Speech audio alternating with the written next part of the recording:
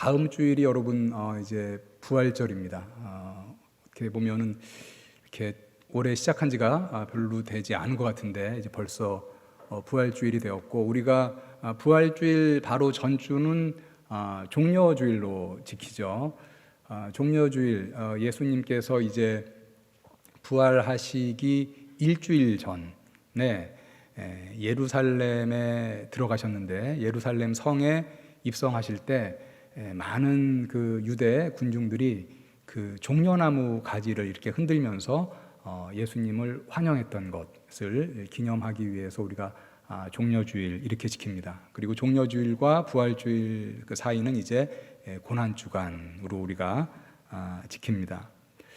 오늘 우리가 읽은 마태복음 21장 말씀, 21장 1절부터 우리가 읽었는데요. 21장 1절부터 28장 15절까지 바로 이 종려주일부터 시작해서 이제 예수님의 부활까지 날수로 하면은 8일 동안 일어났던 일인데, 마태복음이 총 28장으로 되어 있는데 21장부터 28장에서 15절까지 정확하게 말하면은 거의 한 8장 정도를 이 8일 동안 있었던 일에 이렇게 할애하고 있습니다.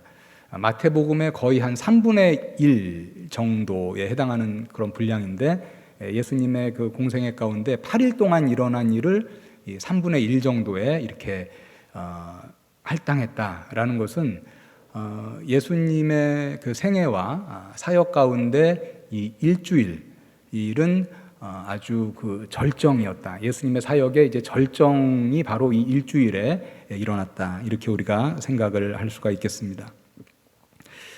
오늘 본문에 보니까 예수님께서 이제 예루살렘 맞은편에 이제 계셨을 때 제자 2명을 보내죠. 저쪽 마을로 가서 그 매여 있는 나귀와 나귀 새끼를 끌어가지고 와라, 이렇게 얘기합니다.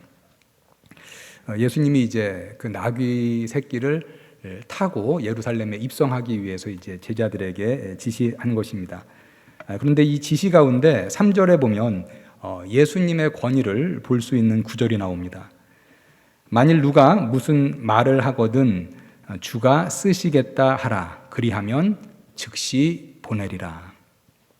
매여 있는 나귀와 나귀 새끼를 이제 풀어가지고 올 때 그 나귀의 주인이 있을 거 아닙니까? 그 주인이 아니 당신 내 나귀인데 이걸 왜 가지고 갑니까? 이렇게 물어볼 수 있는데, 그렇게 물어보면 주가 쓰시겠다라고 말하면 그 나귀를 보내줄 것이다, 이렇게 예수께서 말씀하신 것이죠. 이 말은 무엇입니까? 예수님이 그 나귀의 주인의 마음 가운데 역사하셔서 나귀를 잘 끌어가지고 올 수 있도록 허락하신다, 그런 말씀입니다. 즉 제자들이 나귀를 풀어가지고 올 때 그 나귀 주인이 당신네들 왜 이걸 가져가느냐 말을 할 때 예수께서 이제 제자들에게 지시하신 것처럼 주인이 필요하시다, 주인이 쓸 것이다, 이렇게 얘기하면 예수께서는 그때 이제 예수님의 능력으로 그 주인의 마음을 너그럽게 이제 하시겠죠. 그래서 나귀를 사용하도록 허락하게 하실 것이다, 이러한 말씀입니다. 그런데 이 놀라운 것은요, 예수님께서 이제 그 나귀 새끼를 타고 예루살렘에 입성을 하시는데, 이 예루살렘에 나귀 새끼를 타고 입성하시는 것은 예수님이 오시기 한 500여 년 전에 스가랴 선지자를 통해서 메시아 예언 가운데 이제 예언된 것입니다. 스가랴 9장 9절에서 이런 예언의 말씀이 있습니다. 시온에 따라 크게 기뻐할지어다, 예루살렘에 따라 즐거이 부를지어다. 보라, 내 왕이 내게 임하시나니 그는 공의로우시며 구원을 베푸시며 겸손하셔서 나귀를 타시나니 나귀의 작은 것 나귀 새끼니라. 시온에 따라 크게 기뻐할지어다. 시온은 이제 예루살렘을 말하죠. 예루살렘에 이제 시온 산이 있었기 때문에 우리가 시온, 예루살렘을 말합니다. 예루살렘에 따라 즐거이 부를지어다. 예루살렘 사람들아 즐거워하라. 왕의 오심을 기뻐하라. 이렇게 말씀하십니다. 그런데 이제 여기서 이제 가장 특이한 것은 이 왕이 이제 성에 들어갈 때는 아주 멋있는 준말을 타고 이제 들어가는 것이 일반적인데, 여기 보니까 그 왕은 겸손하셔서 나귀 새끼를 타고 들어간다, 이렇게 예언이 되어 있습니다. 하늘 보좌를 버리시고 이 땅에 오셔서 낮아질 대로 낮아지신 예수께서는 스가랴 선지자의 예언의 말씀대로 겸손함으로 나귀 새끼를 타고 예루살렘 성으로 들어가셨습니다. 예수님이 예루살렘에 들어가실 때 많은 사람들은 오늘 말씀해 보니까는 겉옷을 펴서 이렇게 길바닥에 폈다, 그리고 나뭇가지를 길에 폈다, 이렇게 기록을 하고 있습니다. 이 겉옷을 피는 것은 왕이 행차할 때 그 당시 사람들이 했던 그런 관습입니다. 나뭇가지를 피는 이렇게 깔았다라는 것도요, 사실은 이제 그 나뭇가지, 종려나무, 종려나무는 사실은 그 잎사귀가 매우 큽니다. 그래서 나뭇가지를 깔았다는 것은 이제 큰 잎사귀에 나뭇가지를 깔았다, 나무 잎사귀를 깔았다. 즉 다시 말하면 옷을 까는 것과 이제 같은 맥락인 거죠. 그들의 옷을 벗어서 깔고 또 큰 나뭇잎이 있는 그런 이제 나뭇가지를 이제 길에 깔았습니다. 그리고 나서 사람들이 소리쳤습니다. 21장 9절에 보니까요, 호산나 다윗의 자손이여 찬송하리로다 주의 이름으로 오시는 이여 가장 높은 곳에서 호산나 하더라, 이렇게 기록이 되어 있습니다. 유대인들이 지금 예수님을 향하여 호산나 이렇게 외친 거죠. 오늘 우리 또 늘 변함없이 호산나 찬양대에 찬양 아주 은혜롭게 들었는데, 이때 군중들이 이제 호산나 이렇게 외쳤다라고 얘기합니다. 이때 지금 유대인들이 외친 이 호산나는 이 당시에 유대인들이 사용했던 아람어일 것으로 보입니다. 이 호산나의 의미가 무엇일까? 뭐 연구도 많이 되었고 조금 논란이 되기도 했는데요. 사실 히브리어 가운데 이 호산나와 아주 발음이 비슷한 히브리어가 성경에 기록이 되어 있습니다. 이제 히브리어 발음으로 하면 그것이 이제 호시아나가 이제 히브리어 발음인데요. 그 호시아나는 이제 구원하소서라는 이제 그런 의미가 되겠습니다. 시편 118편 25절에는 호시아나가 이제 기록이 되어 있는데, 이렇게 기록이 되어 있습니다. 여호와여 구하옵나니 이제 구원하소서. 그런데 여기서 이제 구원하소서가 이제 호시아나. 그래서 이 호산나는 바로 이제 히브리어로 하면 호시아나. 그래서 구원하소서라는 뜻으로 우리가 볼 수가 있겠습니다. 호산나 다윗의 자손이여, 이건 뭡니까? 그러면 구원하소서 다윗의 자손이여, 이렇게 외친 거죠. 나귀를 타고 가는 예수님을 향하여 호산나 다윗의 자손이여, 구원하소서 다윗의 자손이여, 이렇게 외치며 환영을 했습니다. 유대인들이 예수님을 향하여 다윗의 자손이여 이렇게 부른 것은 그 많은 유대 군중들이 뭐 예수님의 족보를 다 이렇게 살펴봐가지고 따져보니까 예수님이 이 다윗의 먼 후손이네, 이렇게 알고 나서 다윗의 자손이요 이렇게 부른 것은 물론 아닙니다.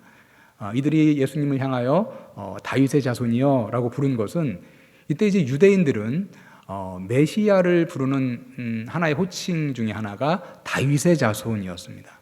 그런데 예수께서 이미 예루살렘에서도 그렇고요, 유대 땅에서 놀라운 기적을 많이 행하셨다는 것을 사람들이 많이 알고 있었죠. 요즘처럼 무슨 뭐 TV나 라디오나 인터넷이 없었음에도 불구하고 예수님이 행하신 많은 그런 기적이 많은 사람에게 이미 알려져 있었습니다. 그래서 많은 사람들은 어떻게 생각했느냐, 저 예수라는 사람이 우리가 그토록 기다리던 메시아일 것이다, 이렇게 생각을 한 것이죠. 그래서 메시아라고 생각을 하고, 메시아의 또 다른 호칭 다윗의 자손이여 라고 이제 부른 것입니다. 왜 메시아를 다윗의 자손이라고 불렀을까? 우리 잠깐 그 배경을 좀 생각해 보면은요, 이 메시아라는 것은 이제 히브리 말이죠. 히브리 말로 기름 부음 받은 자라는 그런 뜻입니다. 이 기름 부음 받은 자는 구약에 보면 기름 부음을 받는 직이 세 직이 있었죠. 제사장, 선지자, 왕. 이들이 이제 임명을 받을 때는 기름을 이렇게 머리에 부었습니다. 메시아라는 것은 기름 부음 받은 자라는 이제 그런 뜻이었는데요. 이스라엘 역사를 보면 어느 시점부터는 메시아 이렇게 부르면 제사장 선지자라기보다는 왕을 호칭하는 걸로 이제 그 메시아라는 개념이 왕으로 많이 이렇게 쏠린 그런 이제 시점이 나옵니다. 그게 이제 언제냐면 주전 586년에 유다가 바벨론에게 멸망했을 때, 다윗 왕조가 이제 멸망한 것이죠. 유다가 바벨론에게 멸망했을 때 이스라엘 백성들이 간절히 바랬던 것은 뭐냐면 다시 다윗 왕조가 회복되는 것을 바랬습니다. 다윗의 자손 가운데 왕이 나와서 자신들의 잃어버렸던 나라 그 다윗 왕조를 회복시켜 주기를 간절히 바랬습니다. 그래서 그때부터 이제 메시아 대망 사상이 나타난 거죠. 왕을 대망한다. 다윗의 자손에서 나올 왕, 그래서 다윗 왕조를 회복시킬 왕을 우리는 고대한다. 그러면서 이제 메시아를 기다리기 시작했습니다. 그 메시아가 바로 뭐냐? 바로 이제 왕을 기다리는 거죠. 그런데 그 왕은 바로 다윗 왕조를 회복시킬 왕. 그래서 메시아는 뭐라고 많이 유대 사회에서 불렸냐면 다윗의 자손이다 이렇게 불렸습니다. 이스라엘 백성들이 그 유다가 멸망하고 나서 이 다윗 왕조가 다시 이렇게 회복되기를 간절히 이제 고대했는데요. 그 고대할 수 있는 그 근거가 되는 것은 하나님이 이전에 다윗에게 내가 너에게 너의 가문에게 영원한 왕조를 허락하겠다라고 약속한 그 약속이 있었기 때문입니다. 다윗에게 너의 가문에게 영원한 왕조를 내가 허락하겠다. 이 약속 사무엘하 7장 16절에서 기록을 하고 있습니다. 하나님이 다윗에게 얘기한 것입니다. 내 집과 내 나라가 내 앞에서 영원히 보존되고 내 왕위가 영원히 견고하리라 하셨다 하라. 이스라엘 사람들도 이것을 안 것이죠. 유대인들도 알았습니다. 그래서 다윗 왕조가 지금 멸망은 했지만 하나님이 분명히 이 다윗 왕조가 영원할 것이다 라고 약속을 하셨기 때문에 지금 이 멸망당한 이 포로가 된 기간은 징계의 기간이고 어느 시점이 되면 하나님이 다시 다윗의 후손 가운데 한 명을 세워서 다윗 왕조를 회복시키시고 영원히 이 왕조를 이제 이끌어 나가실 것이다 이렇게 믿었던 거죠. 그래서 메시아 다윗의 자손 이렇게 불렀습니다. 유대인들은 다윗의 자손에서 한 사람이 나와서 바벨론으로부터 또 바사 페르시아로부터 또 헬라로부터 로마로부터 식민지였던 유대인들을 해방시키고 독립시키고 다윗 왕조를 회복시키기를 간절히 고대하고 있었는데 그렇게 고대했는데 한 500년 정도 지난 후에 이제 바로 이 예수라는 사람이 나타난 것이죠. 그런데 예수라는 사람은 누가 보기에도 보통 사람은 아니었던 것이죠. 하나님의 말씀을 권위 있게 가르칠 뿐만 아니라 죽은 사람을 살리시고 너무나 놀라운 기적들을 많이 행했습니다. 그래서 사람들이 예수를 보고 우리가 그동안 한 500여 년 동안 기다렸던 바로 메시아다. 다윗의 자손이다. 이렇게 기대했던 것이죠. 그래서 예수님이 이제 예루살렘에 나귀를 타고 들어가실 때 유대인들은 호산나 다윗의 자손이요. 구원하소서 다윗의 자손이요. 이렇게 환호했던 것입니다. 구원하소서. 우리가 지금 로마의 압제로부터 정말 지긋지긋한데 다윗의 자손이요. 구원하소서. 우리를 로마의 압제로부터 구원하소서. 이렇게 외치면서 그들의 옷을 벗어서 길바닥에 깔고 예수님을 환호했던 것이죠. 물론 예수님의 구원의 계획은 지금 이스라엘 사람들, 그 유대인들이 생각했던 이스라엘 민족을 정치적으로 로마로부터 해방하는 그 정도의 구원이 아니었죠. 예수님이 지금 갖고 있던 구원의 계획은 뭡니까? 이스라엘이 아니라 온 인류를, 단순히 정치적으로 로마의 압제에서가 아니라 보다 근본적인 온 인류를 죄로부터 해방시키는 그 구원의 사역을 위해서 예수님은 지금 예루살렘에 들어가고 계셨던 것입니다. 이렇게 호산나 다윗의 자손이여 이렇게 환호하면서 예수님을 맞이했고요. 그 다음에 이제 오늘 또 9절에 보니까 호산나 다윗의 자손이여 한 다음에 군중들이 뭐라고 또 예수님께 외쳤냐면 주의 이름으로 오시는 이여 이렇게 외치면서 환호했습니다. 주의 이름으로 오시는 이여, 예수님을 향해서 주의 이름으로 오시는 이여 이렇게 환호했다는 것이죠. 여기서 주의 이름으로 오신다는 것은 하나님의 이름으로 오시는 이여 이렇게 환호한 것입니다.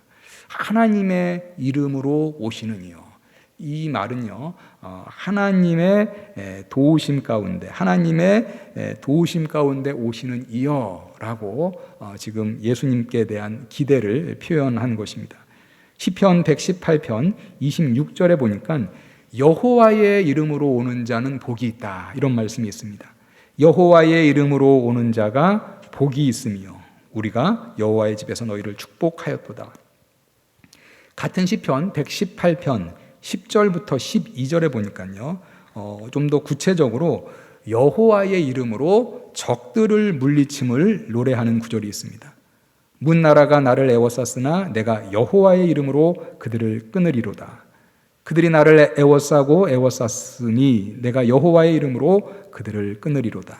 그들이 벌들처럼 나를 애워쌌으나 가시덤불의 불같이 타 없어졌나니 내가 여호와의 이름으로 그들을 끊으리로다. 주의 이름으로 오시는 이여 이렇게 얘기를 했는데 오늘 말씀해 보니까 여호와의 이름으로 적들을 물리친 그런 이제 말씀이 있습니다. 유대 군중들도 지금 하나님의 이름으로 오시는 예수께서 유대인들을 지배하고 있었던 로마를 물리쳐 줄 것을 고대하고 있었습니다. 그리고 9절에 보니까 세 번째로 또 유대인 군중들이 예수님을 향하여 외친 것이 가장 높은 곳에서 호산나 이렇게 외쳤다 얘기하고 있습니다. 가장 높은 곳은 하늘이죠. 그러니까 유대인들이 지금 자신들이 호산나 다윗의 자손이여 이렇게 외칠 뿐만 아니라 가장 높은 곳에서 호산나 이렇게 기원했다라는 것입니다. 이건 무슨 말이냐면 하늘에서도 호산나, 하늘에서도 구원하소서라고 같이 외쳐주기를 바라는 기원이죠. 우리가 지금 호산나 이렇게 외치고 있는데 가장 높은 곳, 하늘에서도 호산나 이렇게 외쳐주기를 기원하는 마음으로 가장 높은 곳에서 호산나 이렇게 외쳤습니다. 이렇게 시끌벅적하게 예수님이 지금 나귀 새끼를 타고 예루살렘에 입성했는데 물론 모든 예루살렘의 사람들이 예수님을 다 아는 것은 아니었습니다. 그 중에는 예수님을 모르는 사람도 있었죠. 그래서 사람들이 묻습니다. 아니 저 사람이 도대체 누구길래 이렇게 사람들이 환호합니까? 이에 어떤 이들이 예수님을 아는 사람들이 저 사람은 나사렛에서 온 선지자입니다. 이렇게 답을 합니다. 예수님을 선지자라고 말한 것은 예수님께서 이제 하나님의 말씀을 권위 있게 가르치셨기 때문이기도 하지만 또 동시에 예수님이 놀라운 기적을 행하신 분이시기 때문에 저 사람은 그냥 보통 사람이 아닙니다. 하나님의 사람, 하나님이 함께하는 선지자입니다. 이렇게 지금 소개를 한 것입니다. 자, 여기까지가 오늘 우리 그 예수님이 부활하기 일주일 전에 이제 그 종려나무 가지의 환호를 사람들이 흔들며 환호하는 것을 받으면서 예루살렘에 입성한 마태복음의 이제 기록입니다.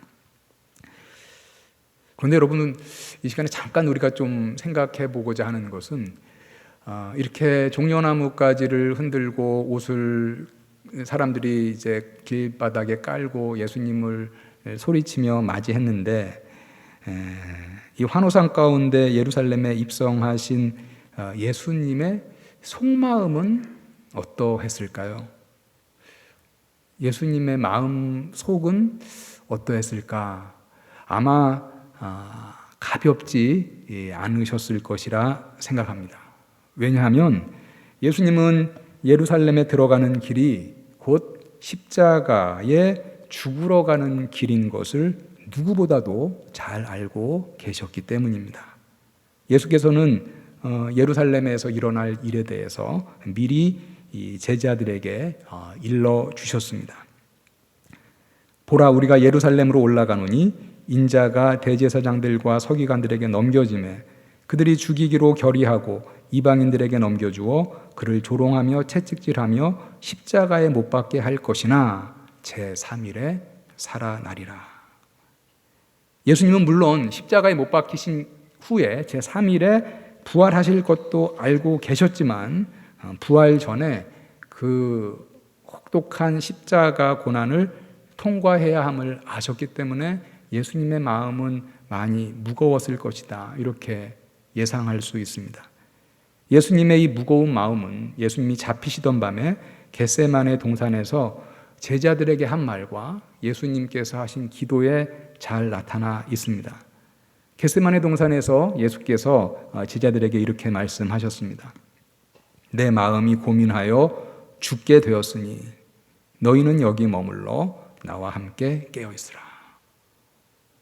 예수님은 하나님의 아들이시고 하나님께 받은 사명을 감당하기에 있어서 너무나 충만하시기 때문에 아무런 어떤 마음의 어려움이 없으셨을까? 그렇지 않았다라는 걸 우리가 알 수 있습니다. 내 마음이 고민하여 죽게 되었다, 이렇게 말씀하고 계십니다.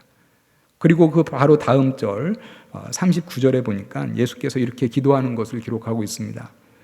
조금 나아가사 얼굴을 땅에 대시고 엎드려 기도하여 이르시되 내 아버지여, 만일 할만하시거든 이 잔을 내게서 지나가게 하옵소서.